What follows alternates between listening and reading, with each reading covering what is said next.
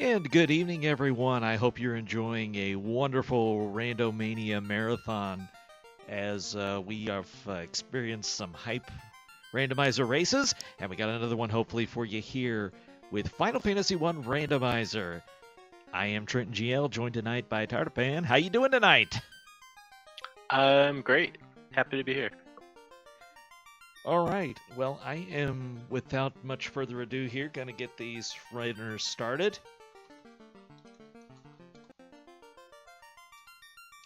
And there'll be a lot to explain, but we got about 2 hours to go through it all, so we should be okay. Real quickly to explain, if you've seen Final Fantasy Randomizer before, what's different tonight is the idea that they are going to be doing an NPC shuffle race. So anything an NPC gives you might be different tonight, and probably will be. What won't be different is a quick check of the magic shops.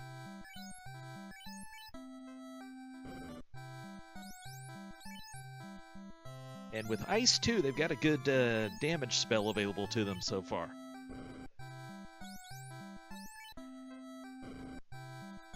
Is that Life 2 I saw as well? You're going to have to give me just a minute here.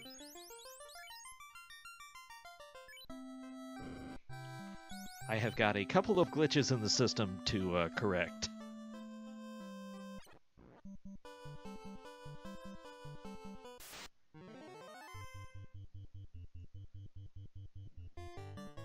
Feel free to vamp without me for a moment while I try and correct things. So it looks like they have the map added on for walking to Dwarf Cave, which I'm excited to see. I didn't quite catch a glimpse of it. Hopefully the Joker's gonna glimpse it here in a second.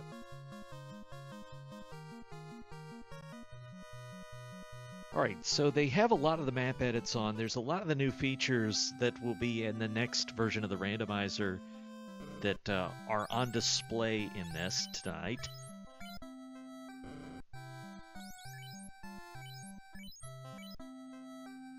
Yeah, Life 2 is available at level 1 White Magic, which is very useful. And apologies for any technical difficulties tonight, but in addition to doing commentary, I also had to jump in here and fill in as the restreamer, so a few glitches I have to fix along the way. They got the ship really early. That's nice.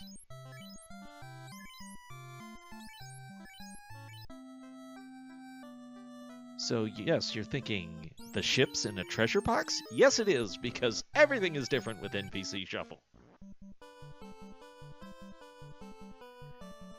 So whereas before, there were 3 things we had to find from a treasure box in order to complete a game, full game of Final Fantasy I.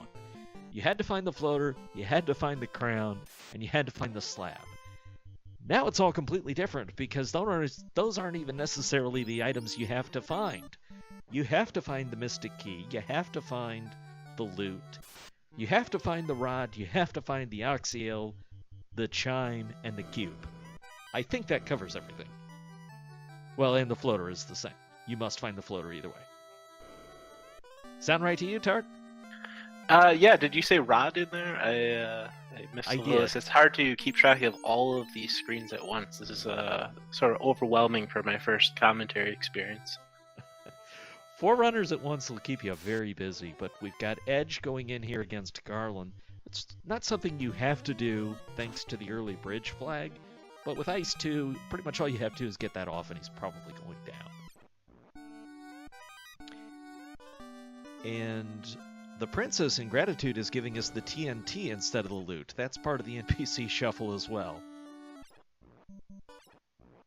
That may or may not be required. Obviously in the normal game it is not necessarily with NPC shuffle.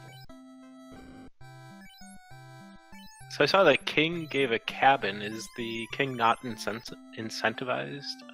Well, the King would normally give you the bridge, but I do believe we playing tonight with early bridge on. Oh, so, okay. Yeah. So he was giving a non-incentive item.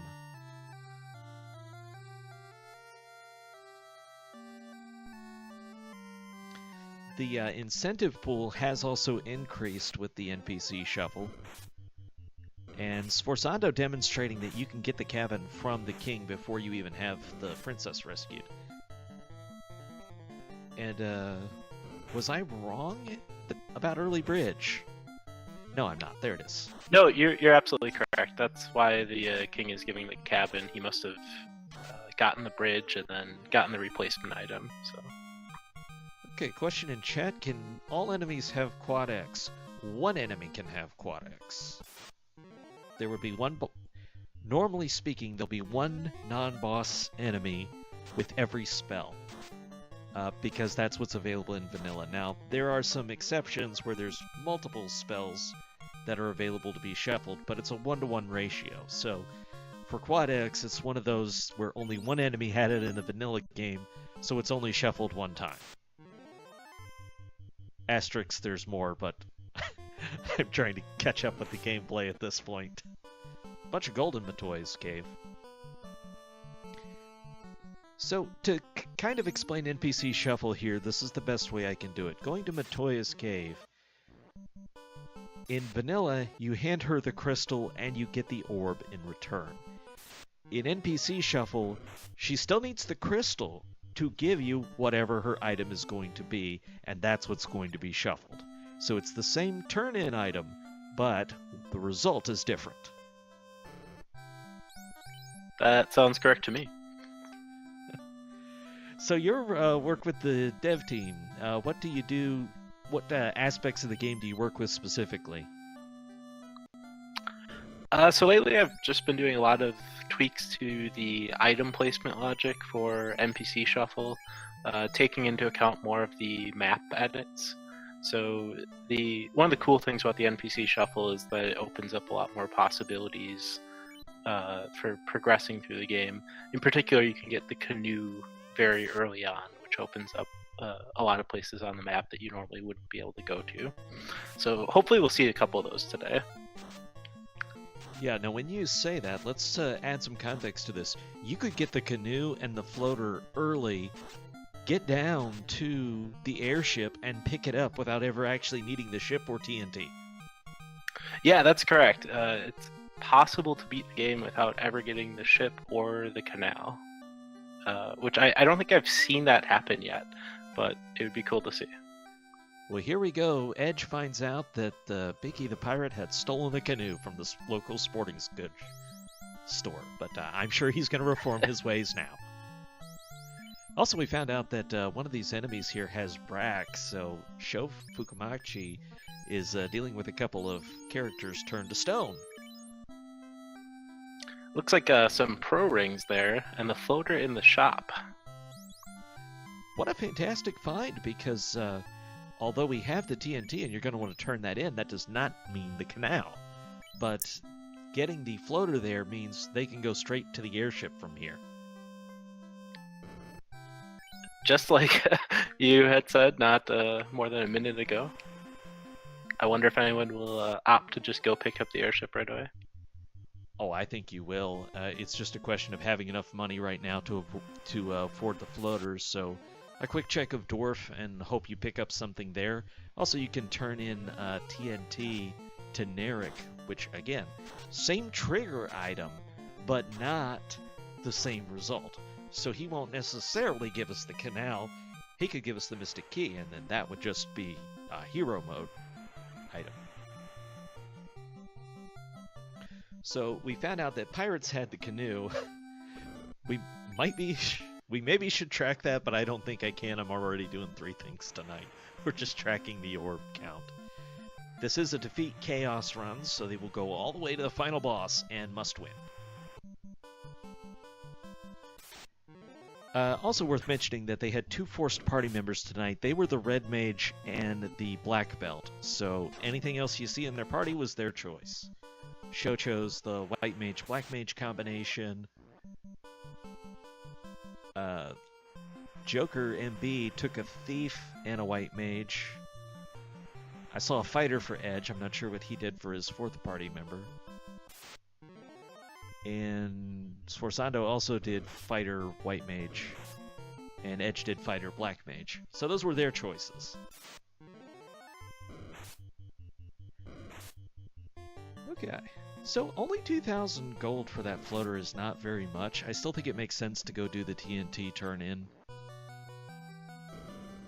Maybe even before going and getting the airship, although that's a really compelling thing to do. But you don't know what he's going to hand you. He could hand you a ribbon, he could hand you the Masamune, he could hand you, like I said, I think the home run item would be the Mystic Key. The earlier you get that, the better it is.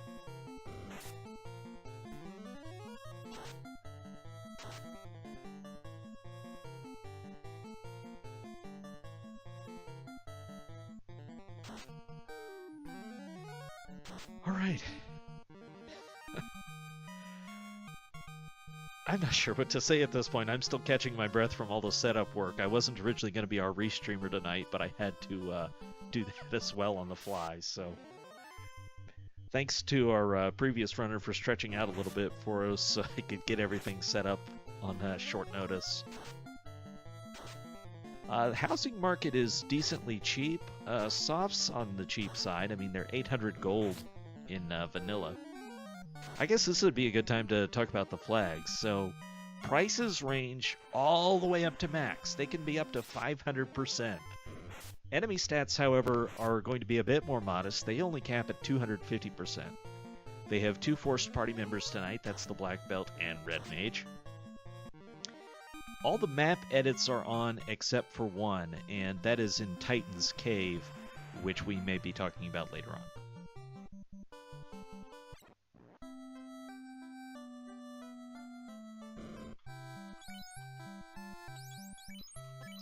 Did you say the Titan's Cave is not turned on? Yes, that map change is not turned on. So, that's you want to explain what that actually is? So that wasn't one that I worked on, but our developer Nitz put together. He just moved the Titan over just a little bit and altered the map just a tiny bit so that the Titan blocks access to the treasure chests. So there's 4 chests you cannot get without the ruby with that map added on. So well, I like to see that because the ruby I think just got so underused in the 1.6 version of the randomizer. So, well, I said the Mystic Key would be the home run item, but none of these runners are going to turn their nose up at getting the Power Gauntlet for turning in the TNT. Oh, absolutely not. That's a great pickup.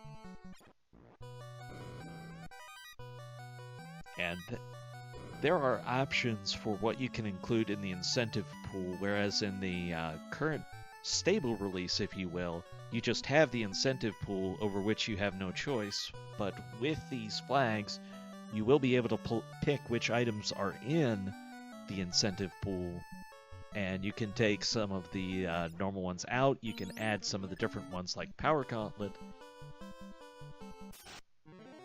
A lot of fun stuff like that.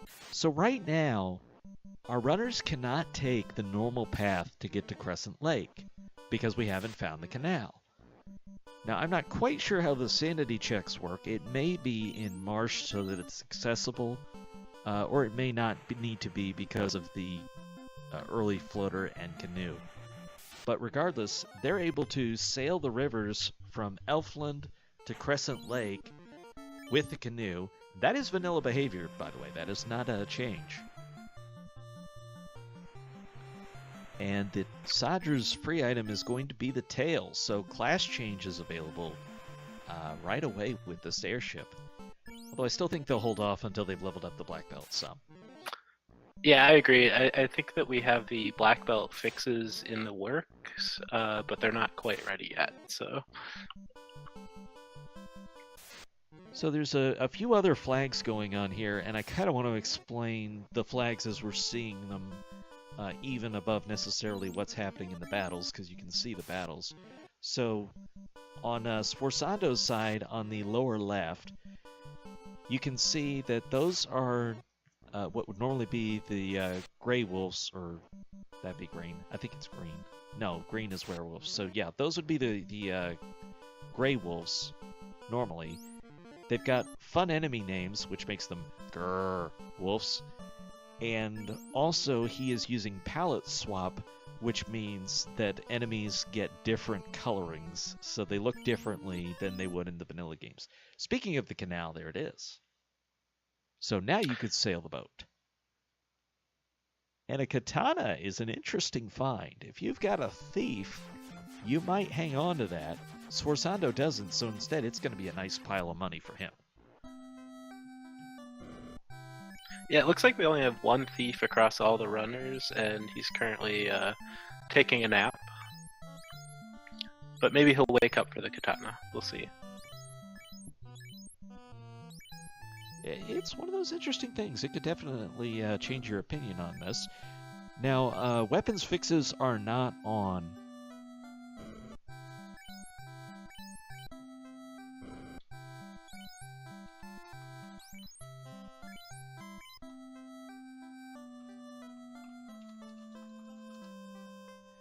So this means whatever you're used to as being the best swords in vanilla, that will also be the case. Well, there is the Mystic Key. Edge just found out that the kindly old sages in the park were just going to hand you over one of the required items to beat the game. So we've got two of them so far in the airship and the key.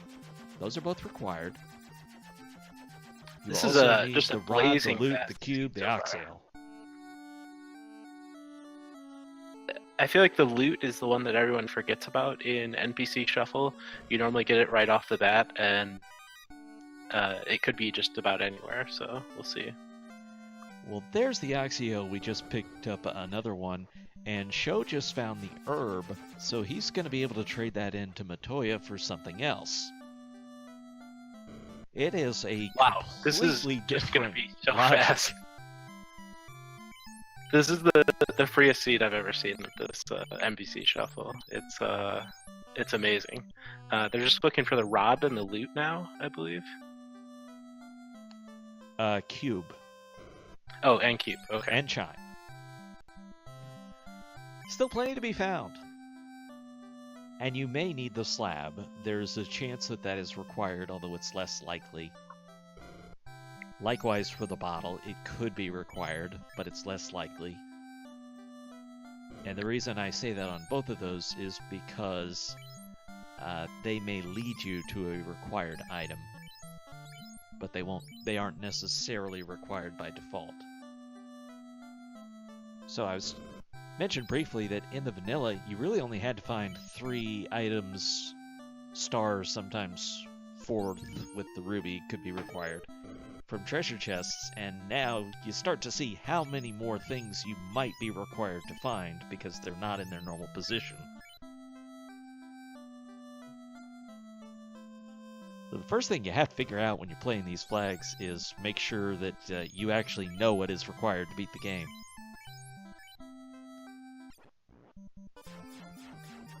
And Sforzando is going to do the class change, so he's not worried about the magic defense on his black belt at all.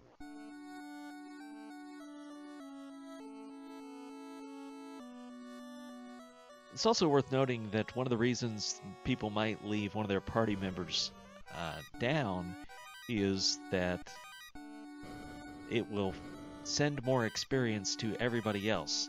They are doing a max experience run, so it's 5 times experience plus 500 bonus.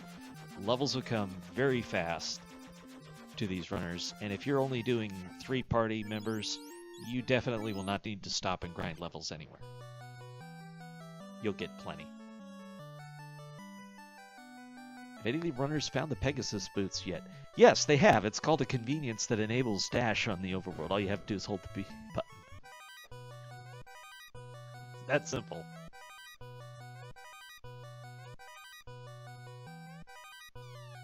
Wizard Staff is a nice find.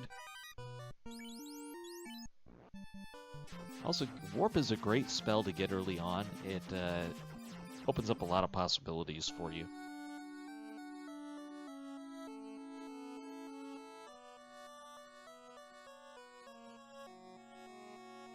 Well, any initial thoughts on what we're seeing here, Tartapan?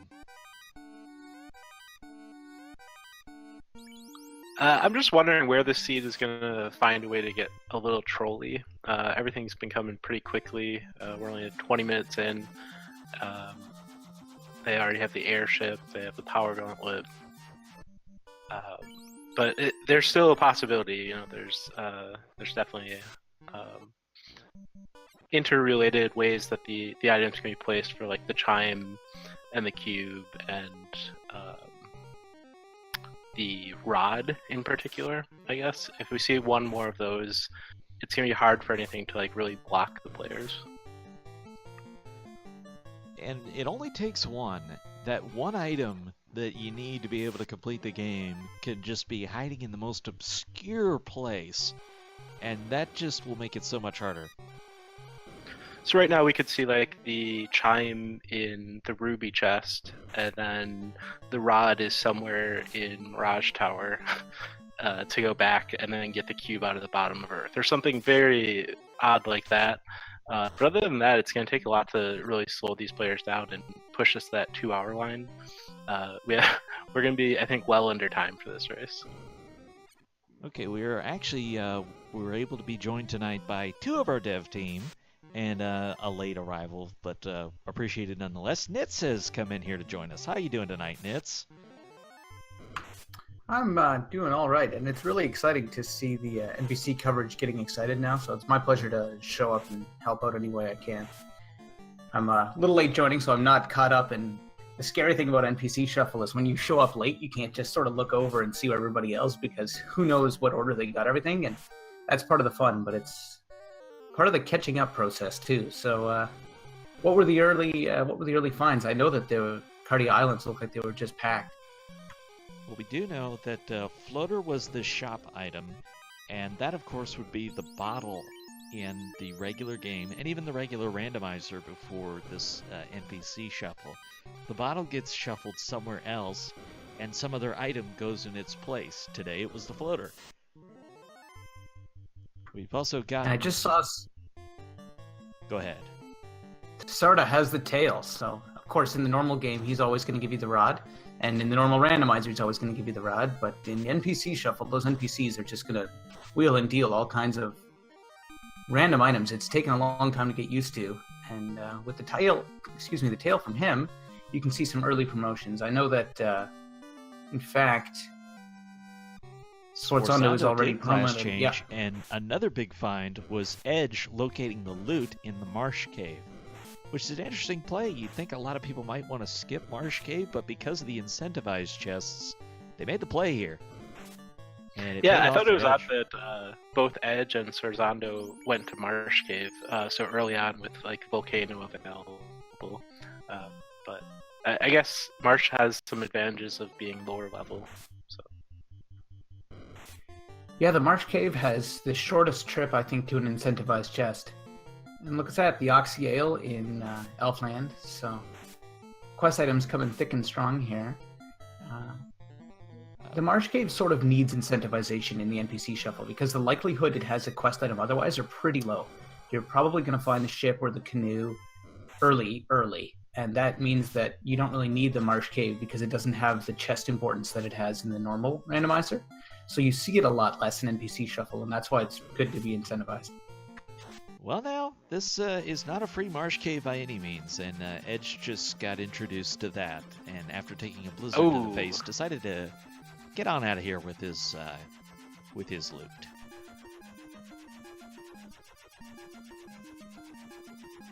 Question from chat: what's the favored party composition, or if we had to guess what the favorite is to win based on that?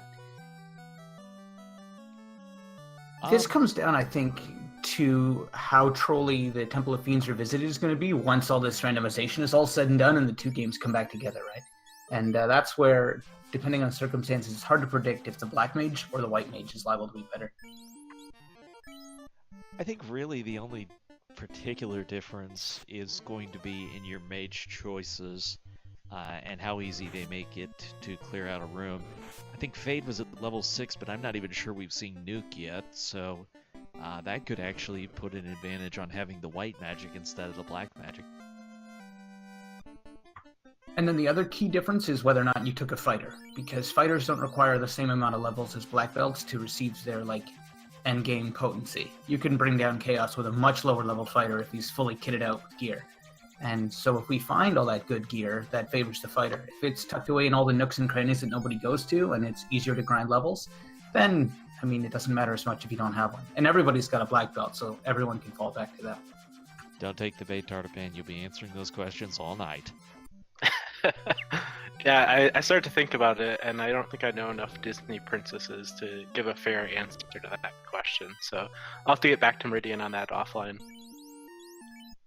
So while you're in here,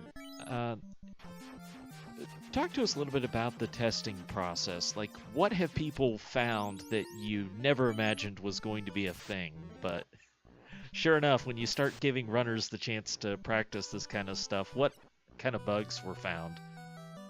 Or even cool things that we're keeping? I think the things that stood out most were just as soon as there are options to incentivize all kinds of different things, there's 2 bugs, because of course somebody went in and they incentivized everything, and that broke something. And then somebody else went in, within a day or 2, and turned off all of the incentives, which basically just meant put everything in a random place. Of course, that broke something as well. So the beta testing and even the alpha testing has been really great on this. Very much appreciated, because I don't think I would have been able to find all of the issues without so many runners running this. We also scored a stroke of luck, and I'd like to shout out to Geyer, because he's been running the NPC version of the randomizer for a long time now on his personal stream, and he's found all kinds of little things, and some of them weren't even game-breaking. He discovered one time we had shuffled Astos to have the crown. That means you could never give it to him, because he was the one that was going to give it back. It doesn't stop you from beating the game, it just kind of eliminated him from the whole process. But if you're doing something like a bingo game or any other sort of recreational, casual activity where you expect to be able to get everything, now all of a sudden you can't. And usually someone wants to be able to complete the whole game, even if they don't need to.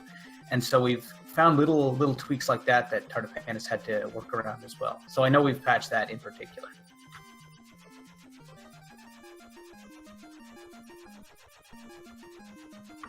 We got pretty pricey pro rings.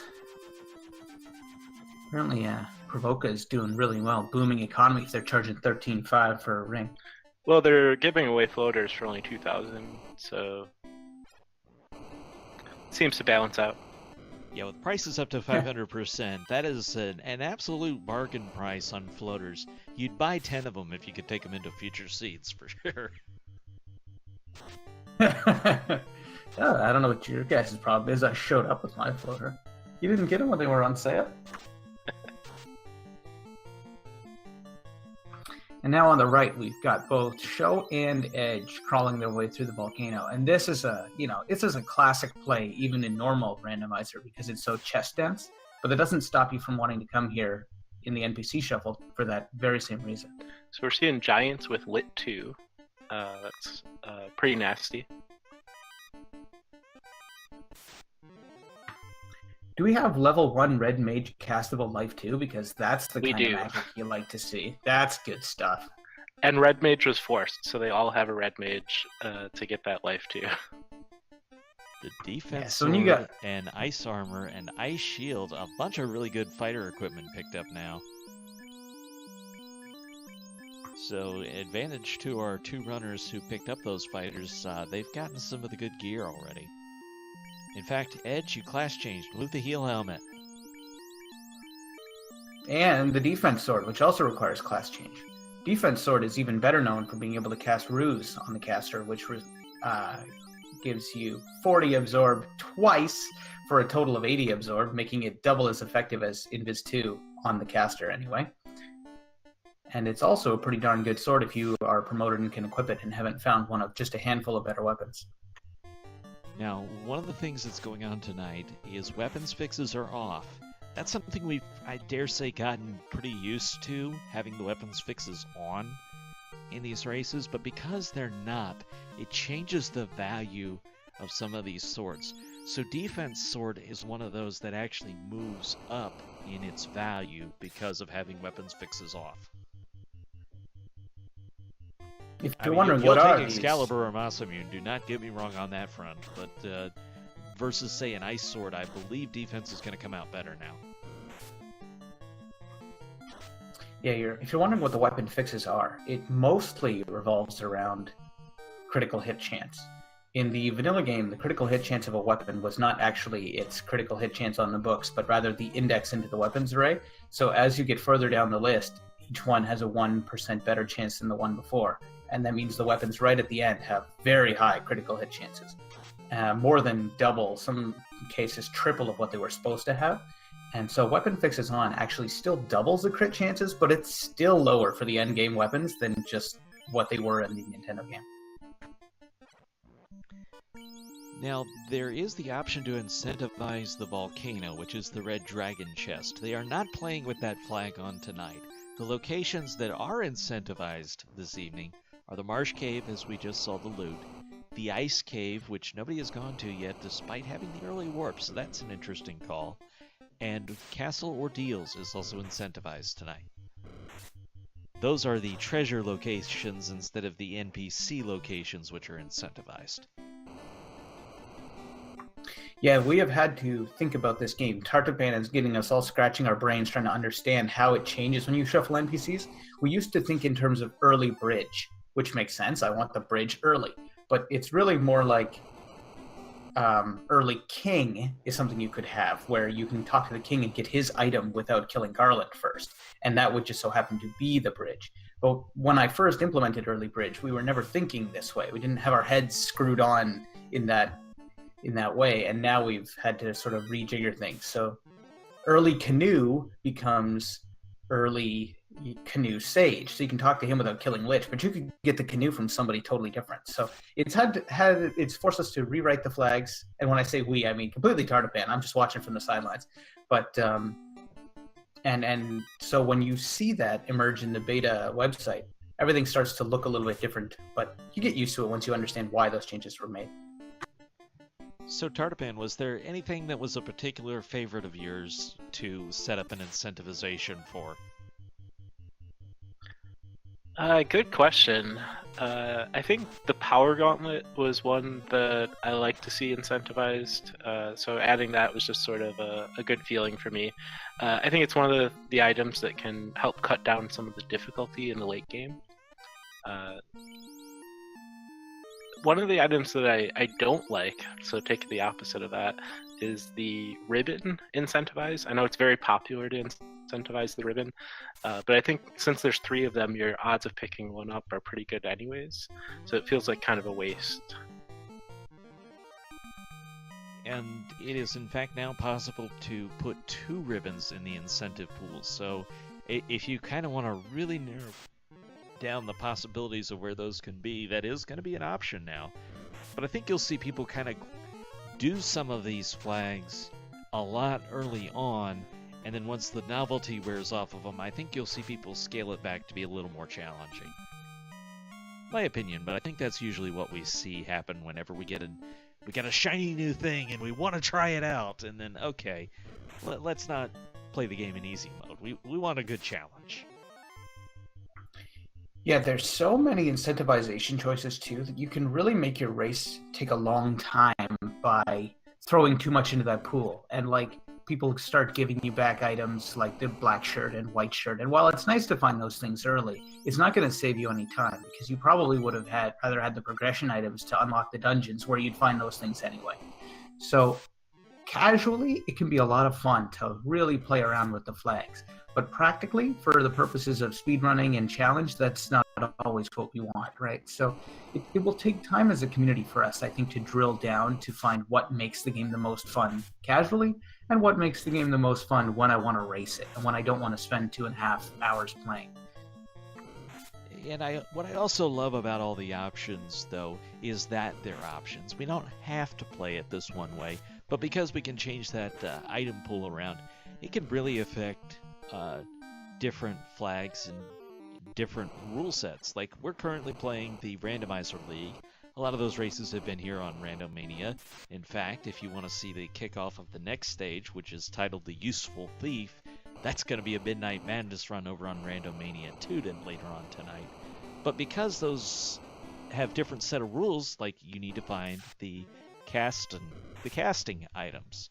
Well, among those casting items happen to include the Power Gauntlet, the black shirt, the white shirt. So these could actually change the change in what's incentivized can be more important for one item versus another depending on the rule sets you're playing on. And I'm doing a horrible job explaining this, but would one of you like to clean this up for me? If you can. We're going to go in a different direction, Trenton. We've had a good question from chat. Tartapan, the question reads, what was the most challenging part of getting NPC Shuffle into the randomizer, and why was it that I kept providing you map hacks that made you have to rewrite the item placement?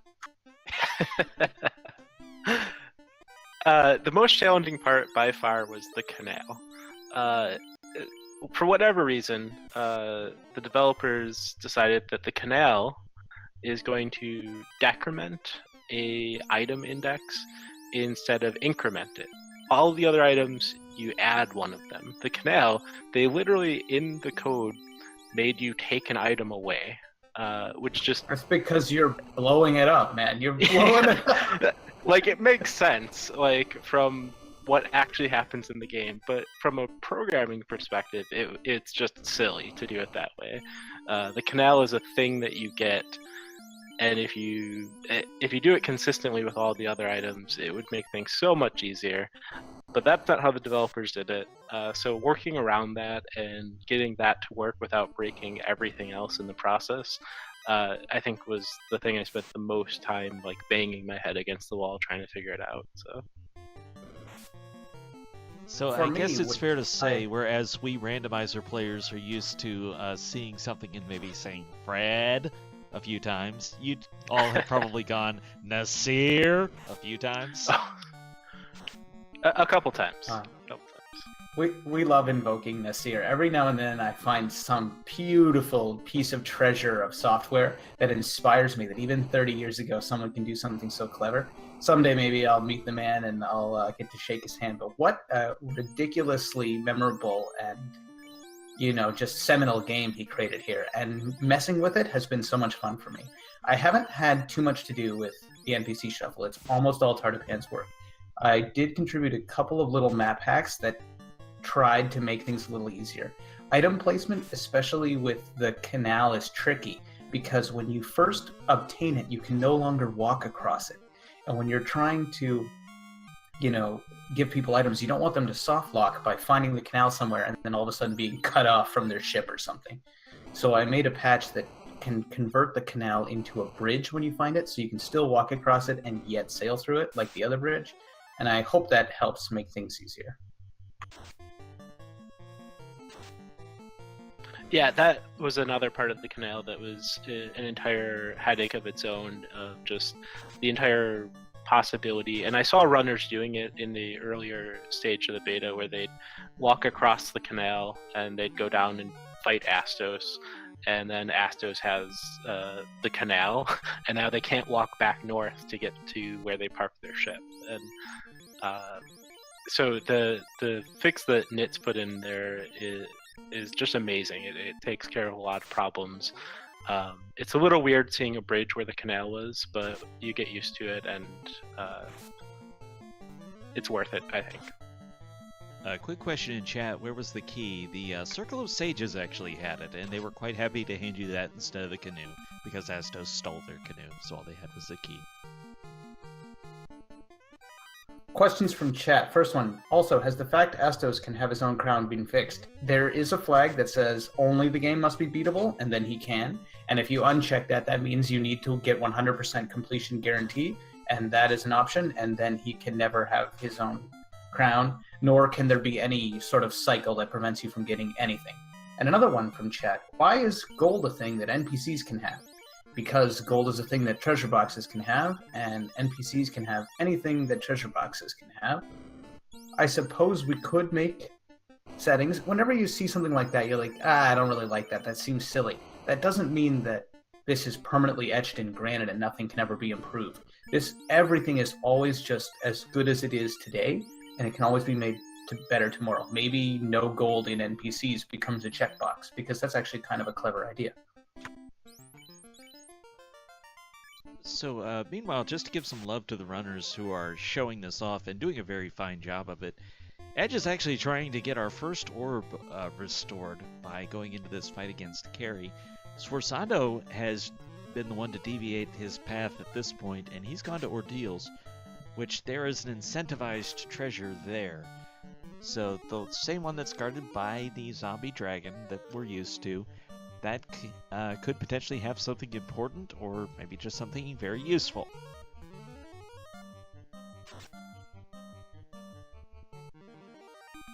So it looks like Carrie hits pretty hard, but Edge is able to take her down.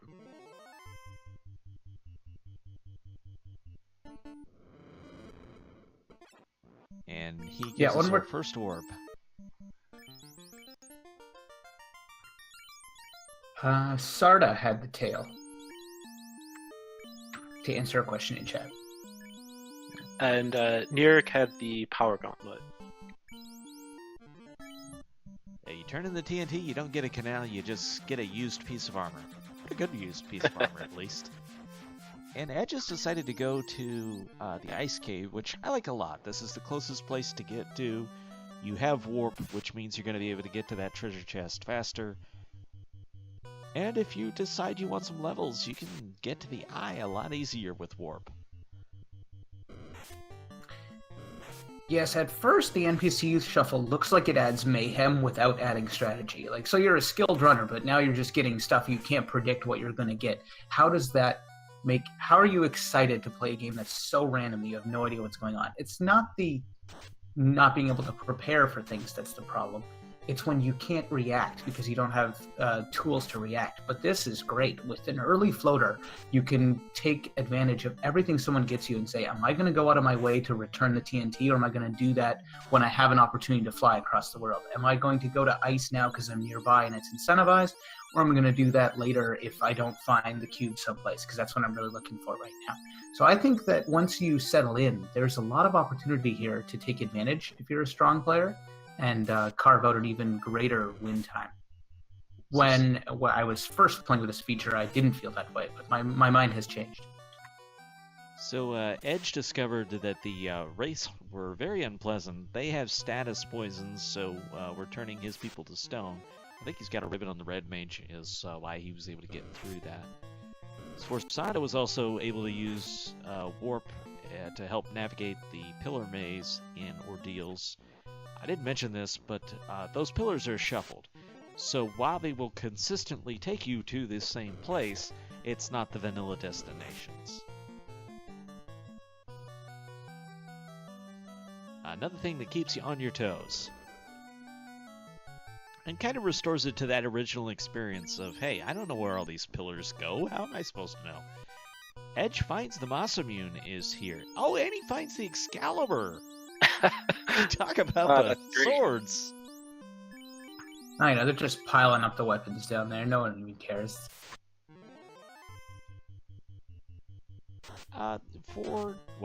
The Spectres don't want him leaving with that. They're going to do crack, but if he's got ribbon, he's going to have a very high percentage chance of surviving as long as he's able to kill him.